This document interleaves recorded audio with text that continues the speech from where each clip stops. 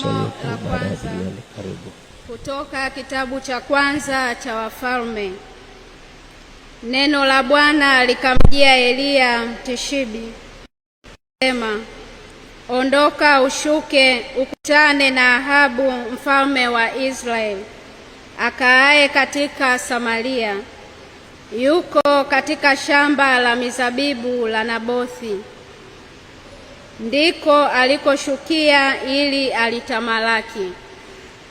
Ukamwambie ukisema, Bwana asema hivi, je, umeua ukatamalaki?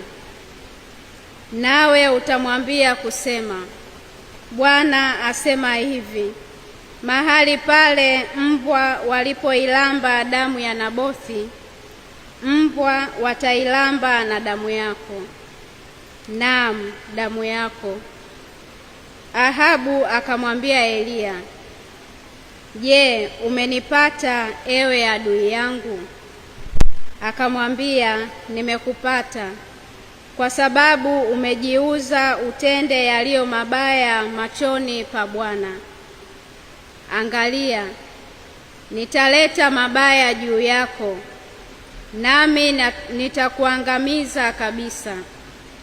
Nitamkatia Ahabu kila mume aliyefungwa na aliyeachwa katika Israeli. Kisha nitaifanya nyumba yako iwe kama nyumba ya Rehoboamu mwana wa Nebati, na kama nyumba ya Baasha mwana wa Ahiya, kwa ajili ya chukizo ulilonichukiza, hata kunighadhabisha ukawakosesha Israeli. Tena Bwana alinena habari ya Yezebeli akisema, mbwa watamla Yezebeli katika kiwanja cha Yazeeli. Neno la Bwana. Hii hapa bana ni sehemu ya maandiko ambayo yalikuwa yanasomwa katika ibada ya wafu wakati wa mazishi ama wakati wa ibada ya kumwaga mwenda zake. Hapa namzungumzia askofu mkuu ama aliyekuwa askofu mkuu mstaafu Polycarp Cardinal Pengo. Na ibada ambayo ilikuwa inafanyika leo Jumamosi ya Februari tarehe 28 mwaka 2026, na mazishi ya Pengo yalifanyika katika kituo cha hija cha Katoliki kilichopo Pugu, Dar es Salaam. Sasa haya maandiko bana yameleta kama hisia mseto hivi miongoni mwa Watanzania, baada ya wengi ambao walikuwa wanachukua kipande tu cha sehemu ya maandiko haya ambayo ilikuwa inasomwa na mwanadada huyu.